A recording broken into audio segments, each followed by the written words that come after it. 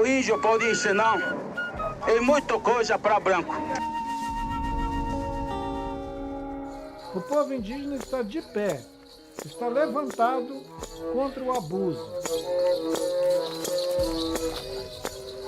Tem direito a cobrar, nós direito a reclamar, nós temos direitos às nossas terras.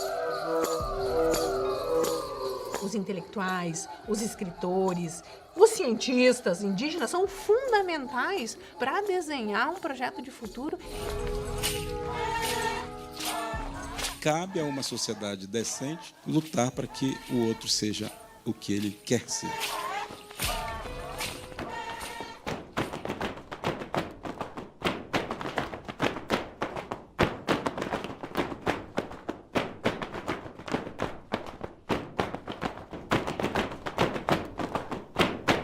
O Brasil tem hoje cerca de 300 povos indígenas. Além do português, outras 274 línguas são faladas no país.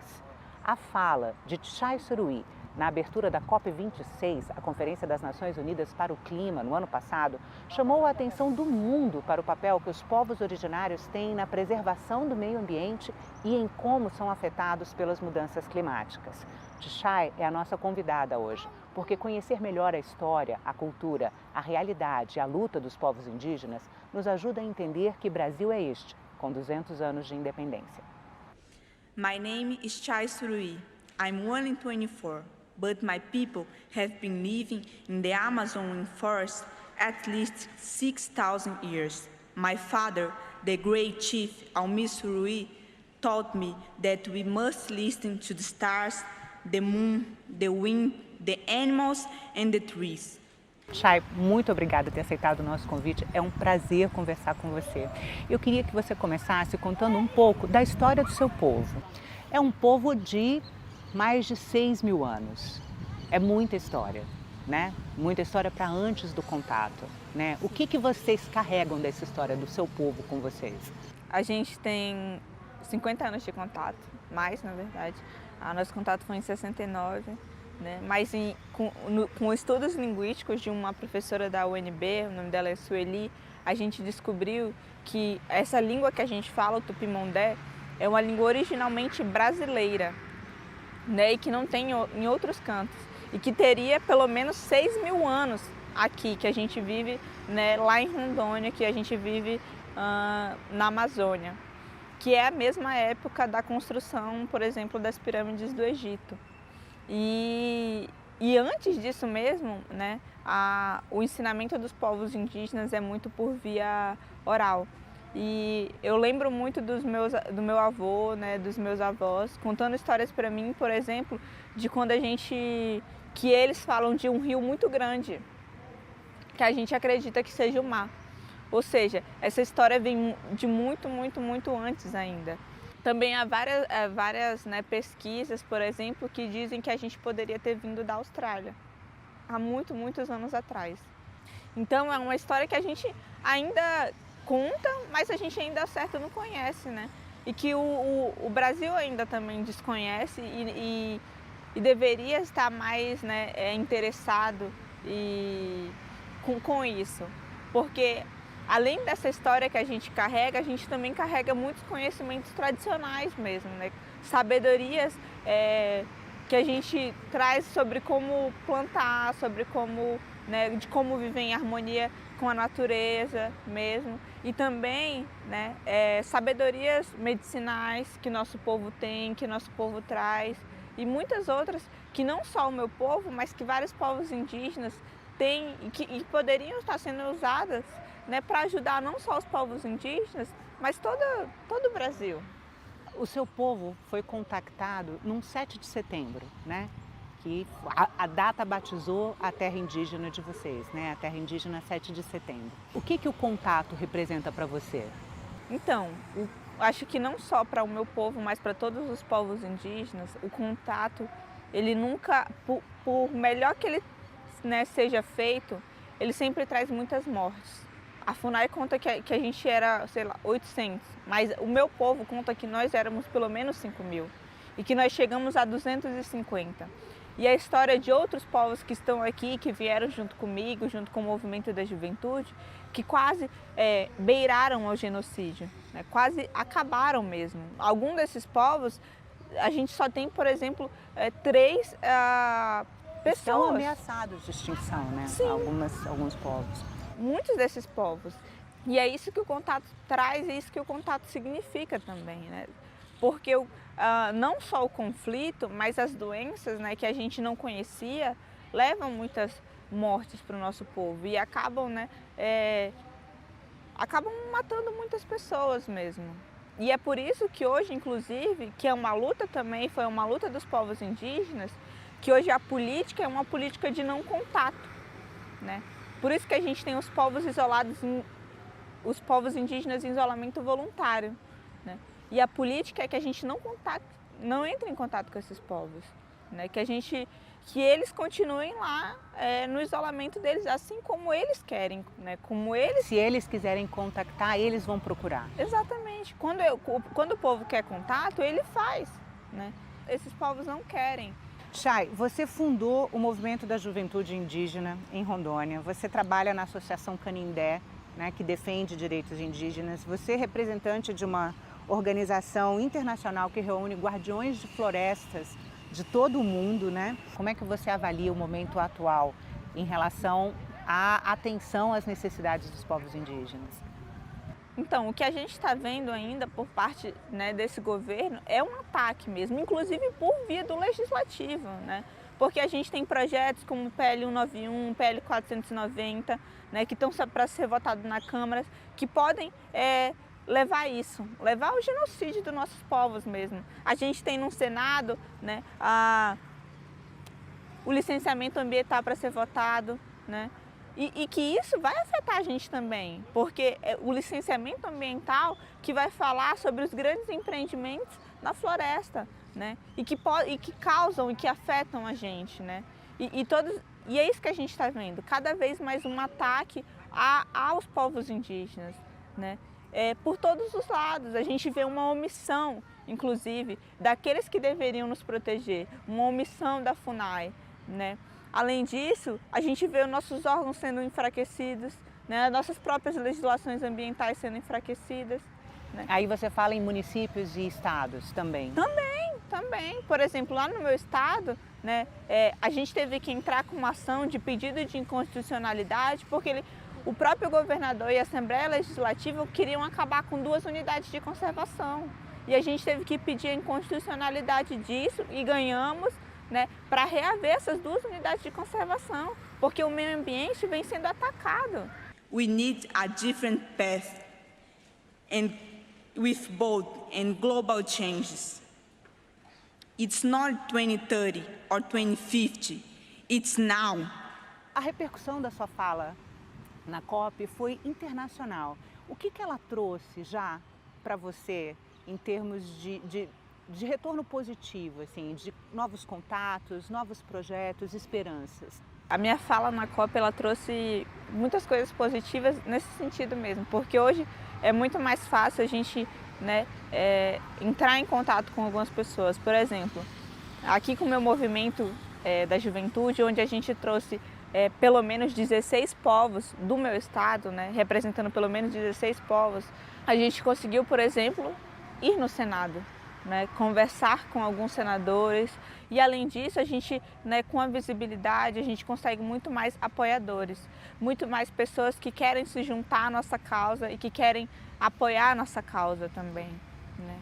Sem contar que a visibilidade, ela nos ajuda a denunciar muitas vezes, né, o que vem acontecendo dentro dos nossos territórios, mas que não passa na TV tradicional, né, não passa na mídia tradicional. Há uma rede, né, de jovens lideranças indígenas conectadas pelas redes sociais e muito ativas. Como é que vocês veem hoje a importância da atuação de vocês nas redes? O celular, ele é uma arma pra gente mesmo, né? Porque muitas vezes o que as pessoas não sabem, né, porque não passa realmente na TV, porque não passa nos jornais, a gente consegue mostrar através das redes sociais. Viemos aqui na tentativa de um diálogo hoje e assim somos recebidos dentro da governadoria. Com bombas de efeito moral, spray de pimenta na cara como se fôssemos qualquer pessoa. Como se fôssemos vagabundos tentando invadir esse espaço. Um espaço que também é nosso. E esses jovens comunicadores, né, além de denunciarem, né, além de mostrarem os ataques, as ameaças que a gente vem sofrendo dentro dos nossos territórios, né, além dos crimes mesmo que estão acontecendo, como desmatamento e invasões, a gente também consegue fazer a própria preservação da nossa cultura, né? Porque a partir desses instrumentos, do celular, das câmeras ou dos próprios drones que a gente usa para monitorar os nossos territórios, a gente também usa para gravar, por exemplo, os nossos mais sábios, né? Quando eles contam histórias para a gente, quando eles contam sobre a nossa cultura para a gente. E aí a gente consegue preservar, né, isso cada vez mais, para a gente mostrar também para as nossas próximas gerações, né, sobre a nossa cultura. E eu acho que essa é a importância também, né, desse trabalho dos comunicadores, das mídias sociais, de mostrar para o mundo quem são os povos indígenas, né? Porque a gente vê uma crítica muito grande, por exemplo, que se a gente está usando o celular não é mais indígena, né? Mas a gente está mostrando que a gente pode ser quem a gente quiser, aonde a gente quiser. Me disseram que eu não sou indígena porque eu uso o celular. Me disseram que eu não sou indígena porque eu uso roupa e não ando pelado. Me disseram que eu não era indígena porque eu faço faculdade. Me disseram que eu não sou indígena porque eu tenho a pele clara e fujo dos padrões.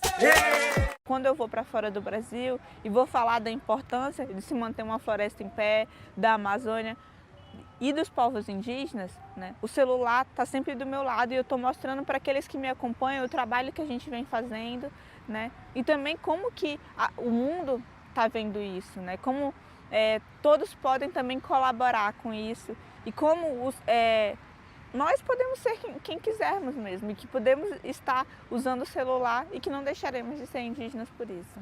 We have ideas to postpone the end of the world. Let us stop emptying lies and fake promises. Let us end the pollution of hollow words and let us fight for a livable future and present. Um dos momentos mais impactantes do seu discurso na COP foi quando você fala que vocês têm ideias para adiar o fim do mundo. Vocês precisam ser ouvidos porque vocês têm ideias para adiar o fim do mundo. Né? Vamos conversar um pouco sobre essas ideias? Eu digo que a gente tem ideias para adiar o fim do mundo, mas a gente também, inclusive, já tem essas soluções que já são praticadas dentro dos nossos territórios, né? Hoje, quando a gente fala de mudanças climáticas, a gente fala muito de bioeconomia, de transição justa, né? A gente vai falar de vários termos que são voltados para essa questão das mudanças climáticas e que hoje a gente já pratica há muito tempo. Por exemplo, a gente já, né, trabalha com os SAFs, que são os sistemas agroflorestais, que são para não ser monoculturas, né? Que é para a gente não derrubar cada vez mais árvores, mas sim plantar várias culturas mesmo, né? E fortalecer assim a comunidade, né? Fortalecendo não só a segurança alimentar, mas também a própria bioeconomia, porque a gente produz de forma sustentável, né? Sem usar agrotóxicos, sem usar esses venenos que estão querendo colocar, né, na mesa dos brasileiros. Então, tudo isso a gente vem fazendo dentro dos nossos territórios. Além disso, por exemplo, o povo Paité Suruí trabalha com reflorestamento, né, porque a gente já entendeu que a gente está num ponto que não basta só a gente proteger a floresta, mas a gente tem que devolver para ela aquilo que a gente está tirando, aquilo que a gente já tirou, né? E além disso, a gente trabalha com os nossos produtos de forma, né, pensando na bioeconomia, a gente trabalha com etnoturismo, agora mostrando, né, como as belezas que existem dentro dos nossos territórios e que valem muito mais em pé do que derrubada, né, e que são muito mais bonitas e que geram muito mais empregos. Porque, por exemplo, né, quando a gente trabalha com etnoturismo, a gente consegue empregar muito mais pessoas, né, inclusive na cidade. Agora, quando a gente planta um campo, um mar de soja, no máximo quem trabalha é uma pessoa, porque elas estão inclusive sendo substituídas por máquinas. Você pode dar um exemplo da viabilidade econômica e de retorno para o seu povo que esses projetos estão trazendo?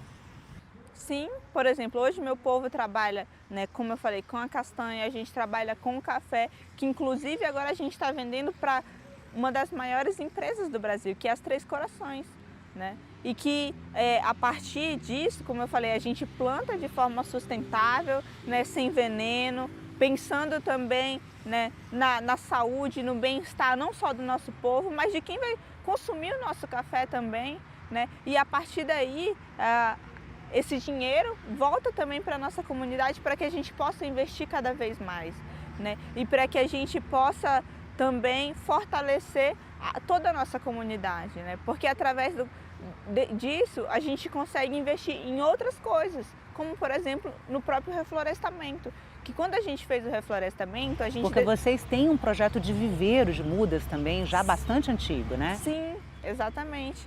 Quando a gente fez o nosso reflorestamento, a gente decidiu plantar várias árvores, inclusive árvores frutíferas que tinham ficado de fora da demarcação do nosso território, como por exemplo o tucumã. O tucumã que a gente usa para comer, que é também uma árvore que fortalece a nossa cultura, porque é através dele, por exemplo, que a gente faz os nossos artesanatos, né? E que fortalece também, por exemplo, as mulheres também, que são quem fazem esse artesanato, que são quem alimentam as suas famílias. Essa soma de projetos, ela paga as contas? O recurso que a gente ganha com isso, o recurso que a gente, né, muitas vezes recebe para executar esses projetos, são muito pequenos em relação a todo o trabalho que a gente está fazendo. Então a gente ainda precisa assim, de muito apoio, né, para crescer ainda mais esses projetos, para fortalecer ainda mais esses projetos. Aquilo que a gente faz dentro do nosso território, a gente vê muitas vezes outros povos vindo pedir ajuda para a gente, para serem executados também dentro dos seus territórios. E se a gente tivesse mais recursos, mais apoios, a gente conseguiria multiplicar cada vez mais esses projetos.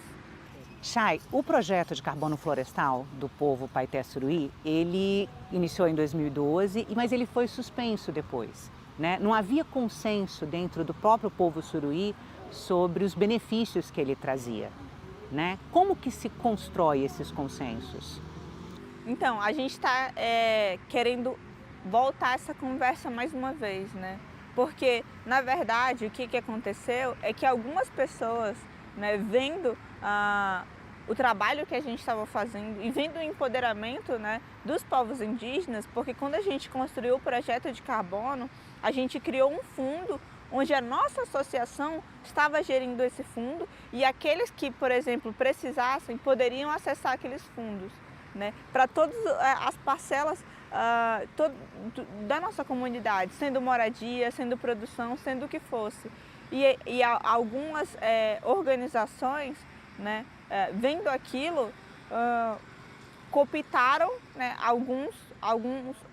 algumas lideranças que a gente sabe, por exemplo, que eram lideranças que trabalhavam com coisas ilegais, né, que a gente também não pode negar que esse tipo de coisa acontece também.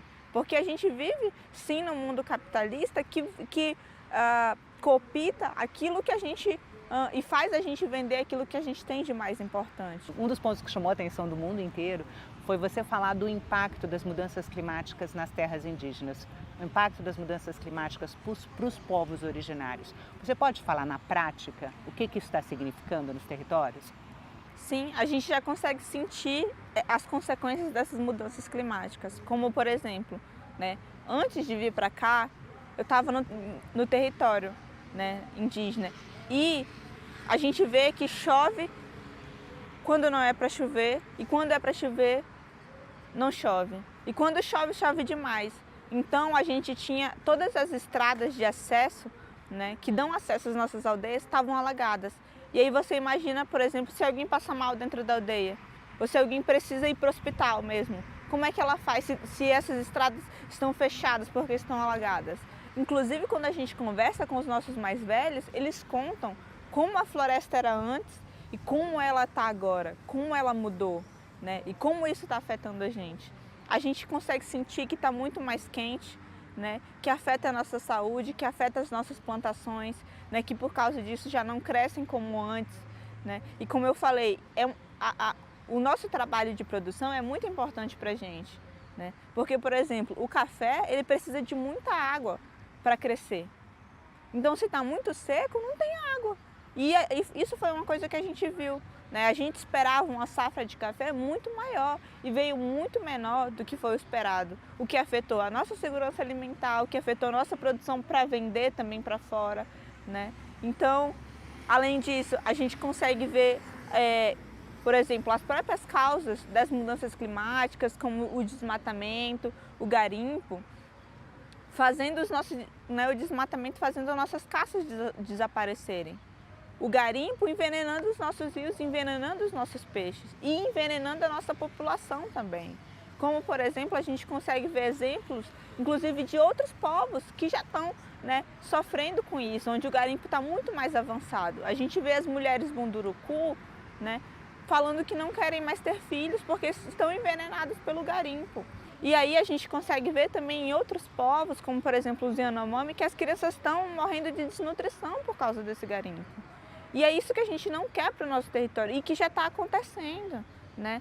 Por exemplo, lá no meu estado mesmo, a gente já sabe que os índices de mercúrio estão muito acima do que deveria ser. Como é que você lida com explicar essa urgência no combate às mudanças climáticas também? Eu acho que a gente tem que entender que aquilo que afeta, né, os povos indígenas afetará todo mundo. Né? E é por isso que a gente fala de mudanças climáticas, é por isso que a gente fala, por exemplo, da importância da Amazônia. Eu sou uma mulher amazônica que vem da Amazônia brasileira e que está, né, lutando pela proteção dos territórios indígenas, né, dentro do meu estado e da Amazônia no geral. E hoje, por exemplo, com o último relatório do IPCC, a gente sabe que a Amazônia ela já está perdendo esse poder dela da retenção do carbono, ou seja, ela já está perdendo esse poder de fazer o equilíbrio climático do planeta. Né? E que se a gente não parar agora, né, com esse projeto de destruição, o que vai acontecer não é que só os povos indígenas vão perder as suas vidas, mas que todos serão afetados. Né? Que o que acontece aqui vai afetar aqui em Brasília, vai afetar São Paulo e vai afetar nos países da Europa também. Chay, você tem 25 anos, você está estudando direito, você é filha de um cacique, você assumiu um protagonismo grande. Você se sente preparada para fazer o que você está fazendo hoje? Eu acho que no começo eu não me sentia não, né? Preparada exatamente por isso, porque eu sou ainda muito jovem, né? E eu acho que a juventude não deveria estar nesse papel hoje, mas a gente está porque somos nós também que estamos sofrendo as consequências dessas mudanças climáticas e somos também nós que estamos dentro dos nossos territórios lutando por eles. E hoje eu vejo, né, que eu não posso deixar essa luta de lado. Eu tenho que lutar, sim, pelo meu povo, não só pelo meu povo, mas por todos os povos indígenas e por uma qualidade de vida para todo mundo. Né? Então, preparada ou não, eu venho estudando, eu venho me preparando cada vez mais, eu venho me aconselhando, né, com o meu povo, com os meus sábios, para estar preparada para essa luta. Chay, muito obrigada pela entrevista, foi um prazer conversar com você. Prazer foi meu, obrigada, gente.